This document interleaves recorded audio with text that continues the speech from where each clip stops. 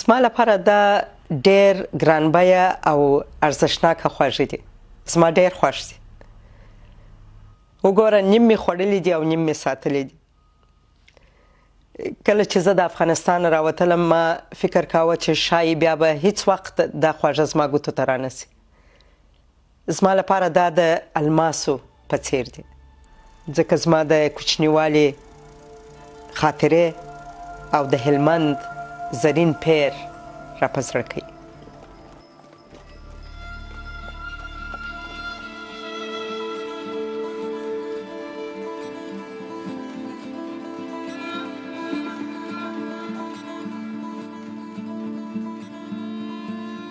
د دې فلمونو په موندلو زه ډېره خوشحاله سوم. زما کورنۍ هم ډېر عکسونه درلودل، خو کله چې په افغانستان کې جګړه پیل سوه او موږ کډوال سو نو عکسونه مو هم ورک سول. ډېر افغانان د خپلو تیرو وختونو عکسونه نه لري. دا زموږ په ژوند کې یوه لویه تشه ده. دا فلمونه نیمه پیړۍ په یوه بکس کې ساتل سوي وو. زه پوهیږم چې تر دې وخته شته انځورونه یوازې همدا دي چې په جګړو کې ژغورل سوي. دا فلمونه او انځورونه زما افغانستان ښکاره کوي. داسې ټاټوبی چې له هیلو او ولولو نه ډک و. دا زموږ د کیسې هغه ځانګړی فصل بیانوي چې د خلکو هېر سوی دی.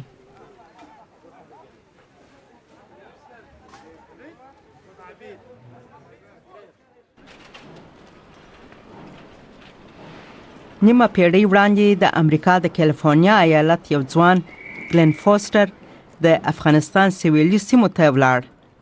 نوموړي دغلته 7 کاله ژوند وکړ. گلن له ځانه سره یوه 16 ملي متره کامره لېږدوله او ډېر فلمونه یې په کندهار او هلمند ولایت کې اخیستي دي.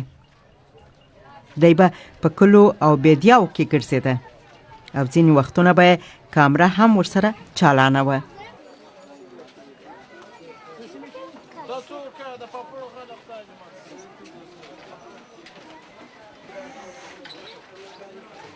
د فوسټر کورنۍ دغه فلمونه په یو بکس کې په خپل کور کې ساتلی وو. دوی همداراز یوه فته هم ساتلې وه چې پکې افغانستان کې د خپلو سترګو لیدلی حال بیان کړی وو. د وخت په تیریدو سره پکې هیڅ ډول بدلون راغلی نه وو. د راتلونکي لپاره د دوی هیلهمندي او ارمانونه چې زموږ د 21مې پیړۍ نسلونه حیرانوي. د افغانستان شاهي هیواد ته ښه راغلاست. زما په اند که څوک وغواړي چې واقعا یو هیواد وویني نو لومړی یې باید ژبه لږ څه زده کړي، له کلتور سره یې ځان اشنا کړي او خلک یې وپیژني. زه په دې کې شک نه لرم چې افغانستان به یو وخت د نړۍ د سیلانیانو په نوملړ کې شامل شي. خو هغه خلک چې په راتلونکي کې د هیواد ته راځي احتمالاً ځینې دغه شیان به نور ونه ویني.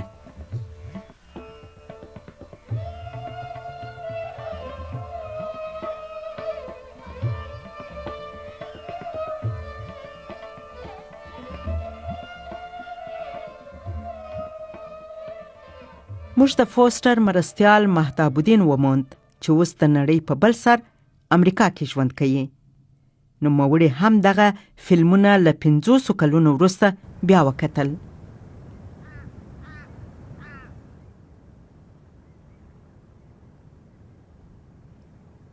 او دا زما عکس دی، دا زه یم پکښې کې.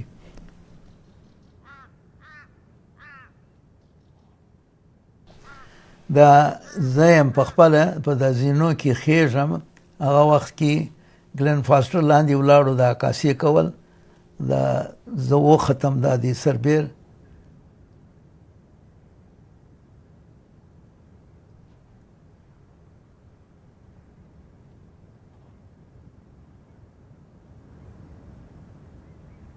او زه دلته راغلی یم دا نشته وایم ورته چې اکبر په وخت کې دا چیزونه جوړه سوې ده او لپاره د مشاهدې لپاره هلته نشته دی.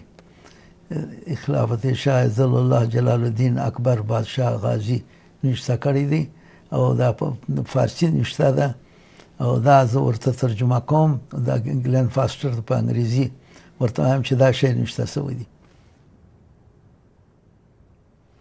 ولا هر وقت و شه وقتی وی شه زمانه و خصوصا د ګلن فاستر ډیر یو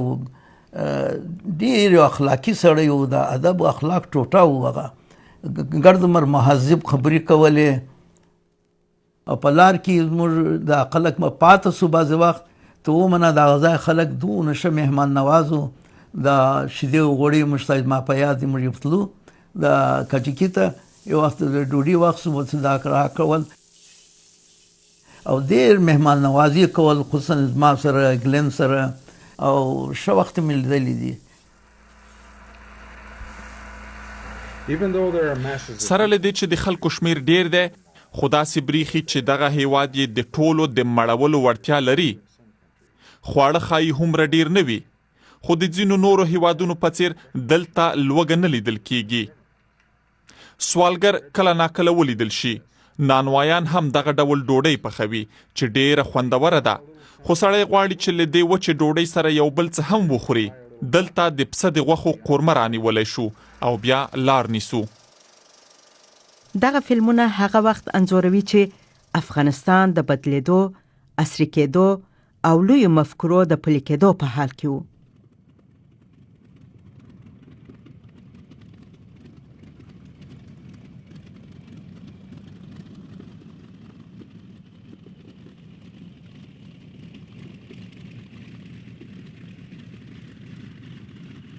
د افغانستان وروستی پاچا محمد ظاهر د یوه داسې نوي او عصري هیواد په فکر کې و چې وګړي یې تر یوه بیرغ لاندې یو موټی سي.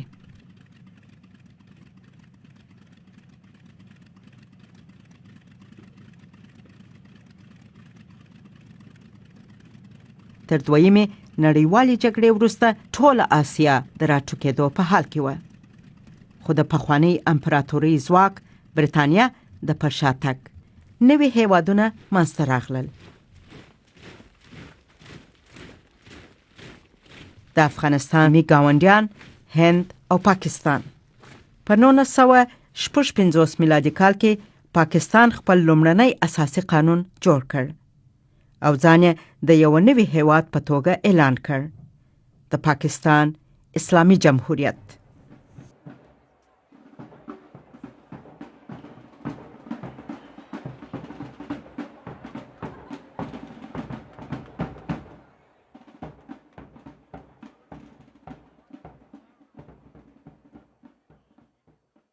ګلن فوسټر د ډیورنډ تر کرښې بلې غاړې پاکستان ته ولاړ او هلته یې د پاکستان د جوړېدو په ویاړ جوړو سوو مراسمو فلمونه واخیستل.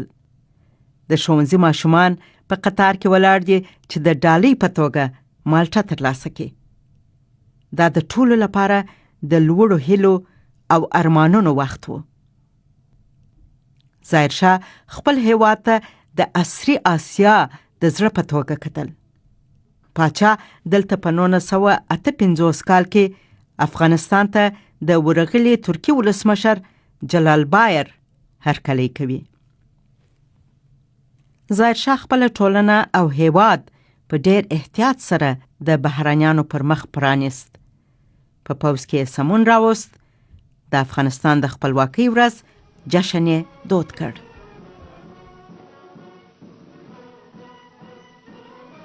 دا زما فلمګیري ده او ما فاستر نه و هلته کابل ته نه دي تللی، زه تللی او دا ما زما دا فلمګیري ده. ما د کیمرا وړی و، یو سړي پروژه به مې ایښې و، دا فلم مو واخیستل او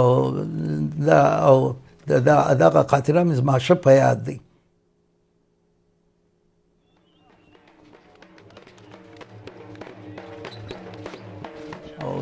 او بعض به زه ولاړم، دا فلم مې واخیستی. دا ستاسې فلم چې تاسې ګورئ هغه د جشن منطقه کې ته وګوره، د رسم گذشت د مکتوبو رسم گذشت دي، هغه سپورټمنان چې تېرېږي دا ما اخیستی دی.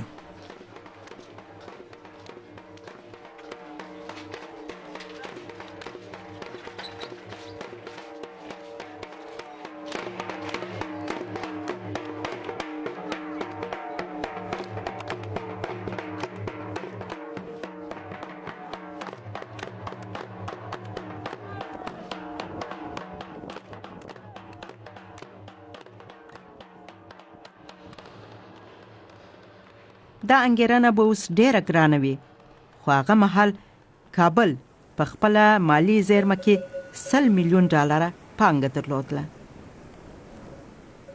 ظاهرشاه پرېکړه وکړه چې خپله ډېره پانګه د افغانستان په سویلي سیمو ولګوي. دلته د هلمند سیند له پراخه بیدیانه تېرېدی. د افغانستان د اوبو او برېښنا وزارت پخوانی سلاکار ډاکټر فاروق اعظم وایي چې ویې کتل چې ډېر سوزانه و، پراخ دښتونه دي او ډېر په مقدار اوبه روانې دي او دواړو خواو ته امکانات د ډېر زراعت شته، خو هلته پراخ دښتونه دي، څوک ډېر کمه استفاده ځینې کوي. نو دا مفکوره را پیدا سوه چې باید د اوبو څخه استفاده وشي.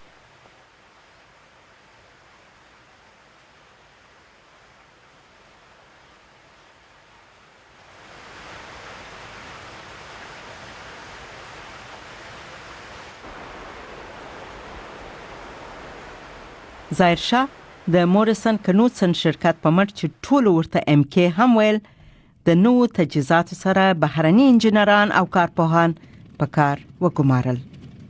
نو بیا د موریسن کنوسن کمپنۍ چې د بویې د ایډاهو یو غټه متنفذه کمپنۍ وه، هغه سره قرارداد وکړي چې راسي دا کانال امتداد اوږدیم کې او په عین حال کې د مځکو د تصحیح کار وکړي. نو په د اوسنۍ عصري پروژې تاریخچه په حقیقت کې د 1946 د MK د قرارداد څخه شوې ده.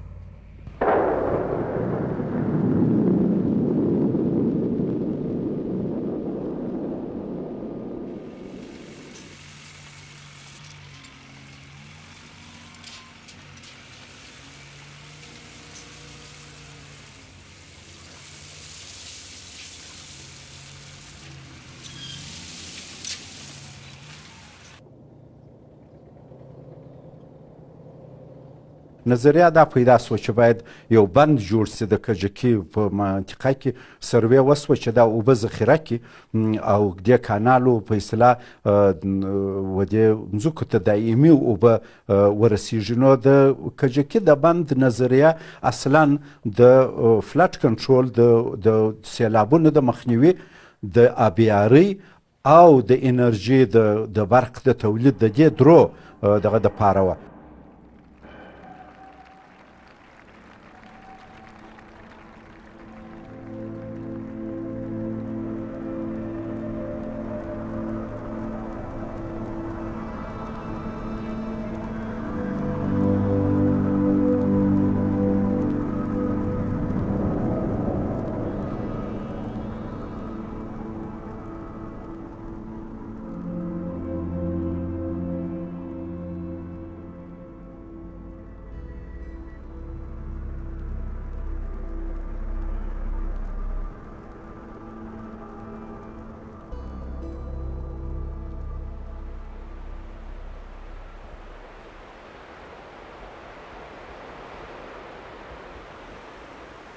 او زموږ فلم اخیستونکی گلن فوستر هم له همدغو بهرانیانو څخه یو و چې افغانستان ته ولاړ.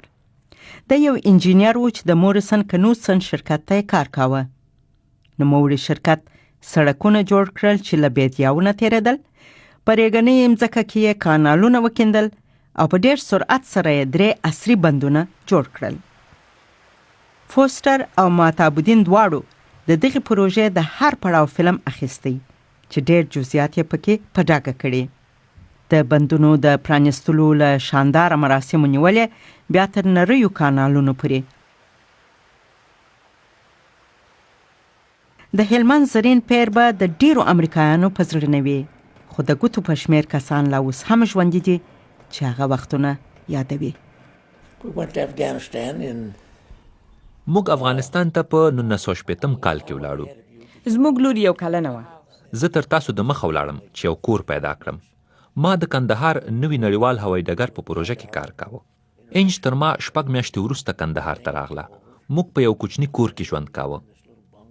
نه، هغه دوپلیکس کور و. ښه، هغه دوپلیکس کور و. یو تشتاب، یو سالون، یو اوږد پخلنځی یې درلود چې په یو کنج کې یو میز او 2 څوکۍ پرتې وې. ګواکې دا زموږ د خوړو کوټه وه، ډېره کوچنۍ. هو دغه کورونه ډیر کوچني او په منزل باغ کې جوړ شوي وو چې د افغانستان حکومت څو کاله د مخه په 1940 کال کې د MK شرکت ته چې د هلمند درې پروژې لپاره هلته ورغلي وو جوړ کړي وو.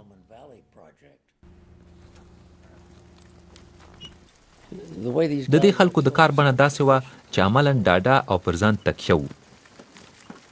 د بیلګې په توګه که د کار په منځ کې تاسو وغواړئ چې 10 ټنه جنریټر له یوه ځایه بل ته ولېږدوئ، نشئ کولی چې فلاني شرکت ته زنګ ووهئ چې جرثقیل یا کرین در واستوي.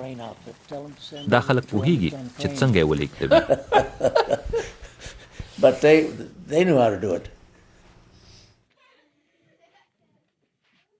هغه مهال امریکایي انجینران او کارپوهان افغانستان ته مجرد نه راتلل. نه، دوی به د خپلو کورنیو او فونوګرافونونو او یا ګرامافونونو سره افغانستان ته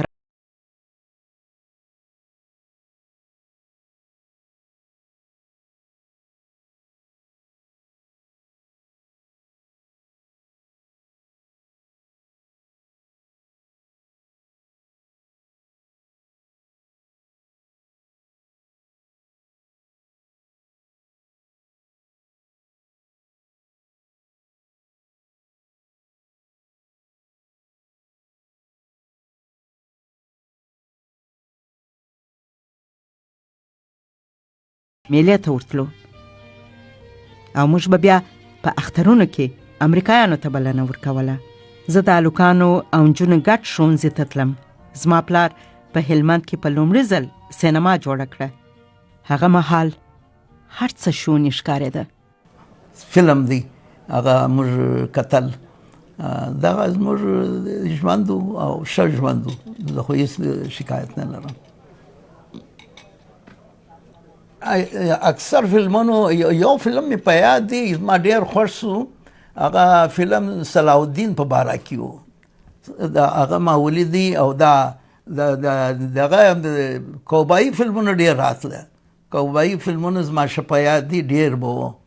د جان وین و، د فرانک سناټرا و، دا نومان زما لږ لږ په یاد دي. زما ښه په یاد دي چې په لښکرګاه کې سانتا کلاز یا د کرسمس بابا پر خره سپور راغی او موږ ته یې ډالۍ راوړې، نانځکې، رنګه پنسلونه، د لنډو کیسو کتابونه، خواږه او ډېر نور شیان.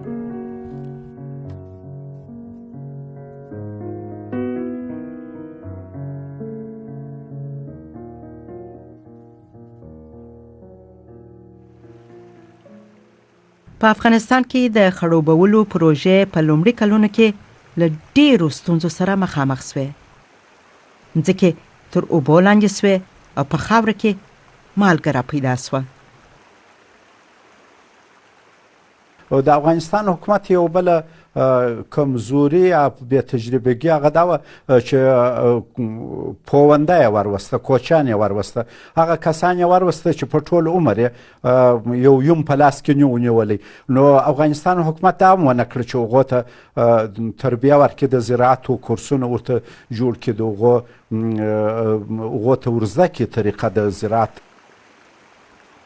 افغان حکومت اړ سو چې نوره پانګونه وکړي او د بیدیا او مځکو د زرغونولو لپاره له بهره لوی پورونه واخلي او ډیره یې پر بهرنیو مرستو تکیه کوله. په هلمند کې د مورسن کنوسن چارې د امریکایي حکومت نوي مرستندویه ټولنې USAID په غاړه واخیستې.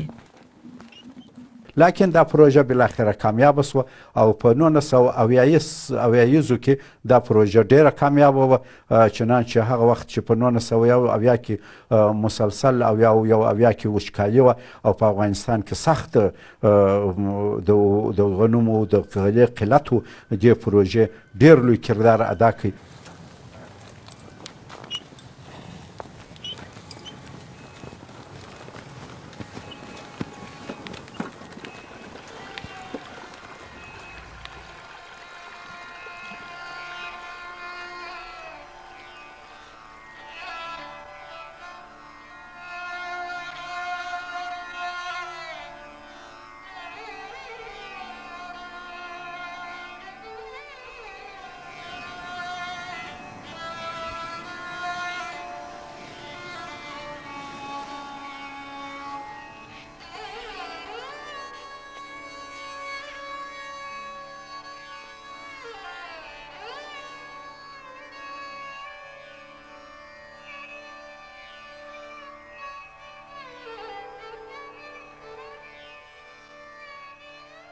هلمند چې اوس په نړۍ کې د کوکنارو یو تر ټولو لوی تولیدونکی ولایت پیژندل کیږي، هغه مهال د ګوتو په شمېر کسانو د کوکنارو ګل پیژانده. هغه وخت زما په یاد دی زه د هلمند شمال ته تللی وم، مرکزي ساحو ته، جنوبي ساحو ته، تقریبا ټول کلي ما کتلي وه. په یوازې په د هلمند په شمالي برخو کې د مساکلا په شمال کې، باغني او باغران کې، چرمستان او هغه ځایو مرکزي افغانستان کې د هلمند څوکې چې موشتې دي هلته تاریاک کرل کېده چې ډېر کم کره کېده او هغه موږ د هغو څخه ضمانتونه اخیستې وه چې بیا به نه کري او په عوض کې مو ځینې خدمتونه مو ورته وعده کړې وه. لاکن په نور هلمند کې چې مرکزي هلمند و یا کښته هلمند و، په دې کې ما درته وویل چې خلکو تاریاک نه پیژندل، حتی ګل یې هم نه پیژندی او خلک ډېر ارام ژوند یې درلودی. خلکو پنبه کرل، خلکو غنم کرل، خلکو میوه کول او په عین حال کې سبزیجاتو ترکاري کول. په دوی ډېر خوشحاله وه. هغه مهال موږ د خپل فزیکي خوندیتوب په تړاو ویره نه درلودله. آن د شپې له پلوه د یو چا کور ته له ورتګه نه ډارېدو. امریکایانو هم همدغسې خوندي احساس کوه. هغه مهال موږ یو له بله نه ډارېدلو. هغه چې درته ووایم چې وای دروغجن وای لعنت دی وي، دا یو ښه قصه ده درته وایم. دا زما د انجینري په دفتر کې چې وم، زموږ یو انجینر تللی و سپین بولدک خواته. وخت سپین بولدک ته نږدې دلته موږ ډبري ورته وایو، هغه وخت کې سړک چې جوړېدی اکسیډنټ یې کړی و. اکسیډنټ یې کړی و او د موټر څخه د باندې غورځېدلی و، زخمي و ډېر. نو دا یو څوک راغلی و، کوچی راغلی و، خپل هغه کوسۍ موږ بلل کندهار کې، هغه ګرم کوټ چې نه دی هغه پر اچولی و، اور یې ورته بل کړی و، هغه وخت کې ژمی و او دی یې پرېښي و. دغه زما ښه په یاد دي، دروغ نه به درته وایم چې دومره صمیمیت درلود افغانان امریکایان سره. دا ګوره هغه امریکایي په لاس کې ساعت و او جیب کې پیسې وې، هېڅ شی ته لاس نه وړی، د خپل کوسۍ پر اچولی و، اور یې ورته بل کړی و، تللی و. ښه سو هغوی د دغه پیشرفته زراعت د ټکنالوژۍ د برکته په ژوند کې ډېر لوی تغییر راغی. هلمند بیا د میوو وطن سو، د پنبو وطن سو، د کښتو کار وطن سو او د هلمند هندوانې، میوې او د سبزیجات دا به همجوارو ملکو ته تلې او شاوخوا سیمو څخه به د ټولو ولایاتو څخه به هم د کښت په وخت کې خلک ورته راتله، کارګر ورته راتله، هم د حاصلاتو د اخیستو په وخت کې ورته راتله. د شیرازي په دې وخت کې نږدې 1 میلیون افغانان د هیواد سویل ته ولېږدېدل. دغه خلک په ښوونځیو، روغتونونو او فابریکو کې د روزګار موندنې په لټه دې سیمې ته ورمات سوي وو. ګلن فوسټر هیڅکله هم د هغې ټکنالوژۍ پر ځواک خپل باور ونه بایلو چې افغانستان ته یې لوی ټولنیز بدلون راوست. د دغه شاهي هیواد هر کلي ته چې ولاړ سئ، د خښتو جوړولو دا ډول بټۍ به مو تر سترګو شي چې د نوي افغانستان بنسټ جوړوي. ټول خلک د لویو پروژو په جوړولو بوخت دي. د دې پیر قوي روحیې ټول خلک، که ځوانان دي او که زاړه، دې ته هڅولي چې بهر راووځي او کار وکړي.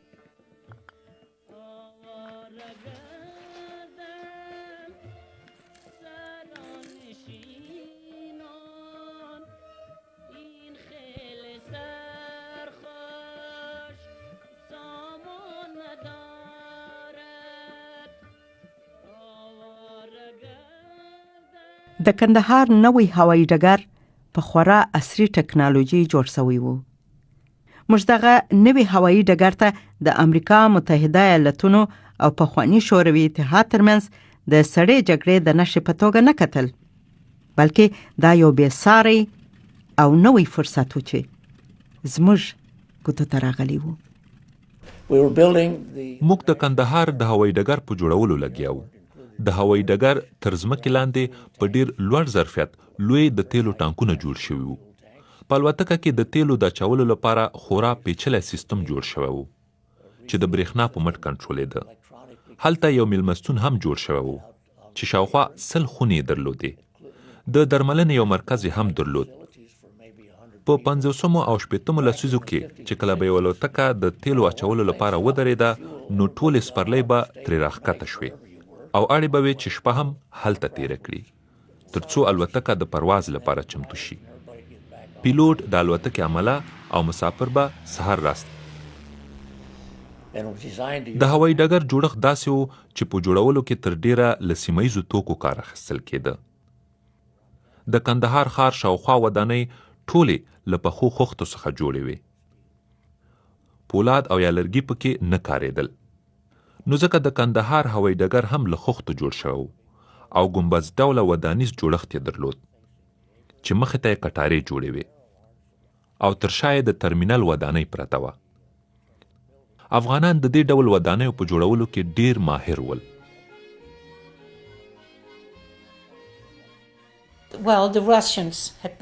روسانو په کابل کې ښکلی هوایي ډګر جوړ کړ. دا زما شخصي نظر دی. نو امریکایانو هم ویل ای وار وکړه، روسانو د کابل هوایي ډګر جوړ کړ، نو موږ هم باید لاس تر زنې کېننو او یو څه وکړو. نو دوی د کندهار هوایي ډګر جوړ کړ د USAID په مالي مرسته. دغسې نه ده؟ هو دغسې ده. د ظاهر شاه د تره زوی داود خان په 1973 میلادي کال کې پرې سپینه کودتا وکړه او ځان یې د افغانستان د جمهوري نظام لومړی ولسمشر اعلان کړ. حالات د داود خان په کنټرول کې وو او په افغانستان کې د پخواني شوروي اتحاد پر ضد د امریکایانو لوی پانګونې یې انډول کړې وې. زه د دغه نیکمرغه نسل یوه برخه وم چې د لومړیو کلونو د ټولو ستونزو او کړاوونو میوه بخوري. موږ ټولو نجونو ډېرې لوړې هیلې او مفکورې درلودلې. موږ غوښتل چې راتلونکي کې وکیلانې او ډاکټرانې سو، بدلون راولو. موږ فکر کاوه چې هر څه به ورځ تر بلې سم سي.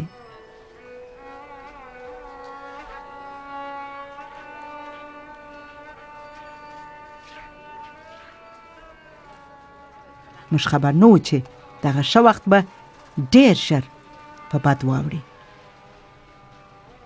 په 1988 میلادي کال کې د ثور کودتا وسوه. ولسمشر داود خان ووژل سو او د افغانستان کمونیست پلوه حکومت پر واک منګولې شخې کړې. د جګړو او اشغال پیر پیل سو.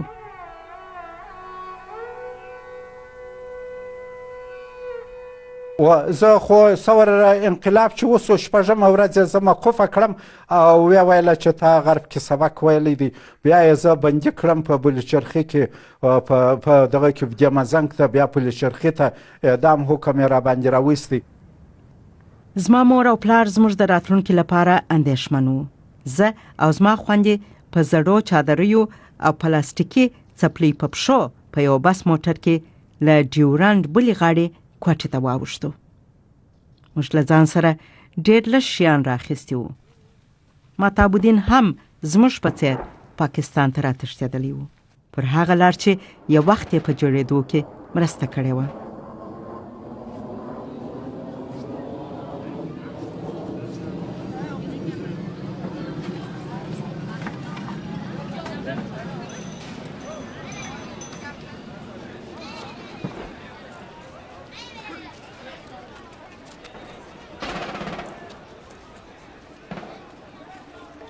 د 1990 کال په ژمي کې د پخواني شوروي اتحاد ځواکونه کابل ته ننوتل او د څرخي پله زندان یې مات کړ. ډاکټر فاروق اعظم هم له دغه زندانه تښتېدلی و او زموږ په څېر یې په بهراني هیواد کې کلونه د کډوالۍ ژوند کړی او ټول ژوند دغسې دربدره تیر سو. موږ تر اوسه خو په افغانستان کې دایم ژوند کوم، امید دی چې کارونه سره سم سي. نو بس ژوند دغسې تیر سو. متاسفانه هغه خدمت چې موږ غوښتی چې دا طلایي دوره د ژوند مو زموږ د تجربو، زموږ د علم، زموږ د پوهې، زموږ د دانش څخه استفاده وسي په دې 15 کاله کې. د افغانستان په سویل کې بندونه، کانالونه او د برېښنا مزي د کلونو جګړو په اوږدو کې څو واره ویجاړ او بیا ورغول سول. د کندهار هوایي ډګر د جګړو سره سره لا اوس هم پر هغه خپل پخوانی حال پاتې دی.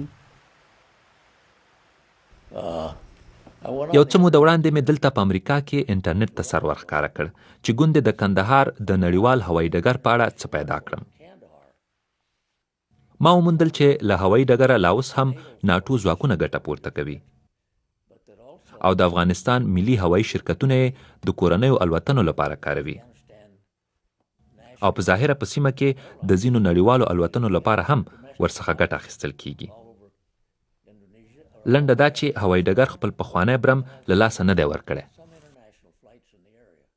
زه به یو بیا کندهار ته تللی وای که 45مه او 80مه لسیزه وای. هو خواهی چې تللی وای. افغانستان کې په بیا ستنېدلو کې کومه ستونزه نه لرم، نه پوهېږم ولې، خو له افغانستان سره مې ډېره مینه لرله. هلته مو ډېر ښه ژوند درلود، په رښتیا چې ډېر ښه او ښکلی ژوند مو درلود. دا کابل دی، کابل سټیډیم دی، دا د جشن وخت دی. هغه ټیمونه چې شرکت کړی دی په د فوټبال کې و دغه کې لوی دا بیسبال دغه دی تمرین دی. دا امریکایان کوي په خپله او دا اکثر ما پیژندي دا خلک هغه زمانې دي. هغه وخت جلا و، د خوب خیال پر راځي. دا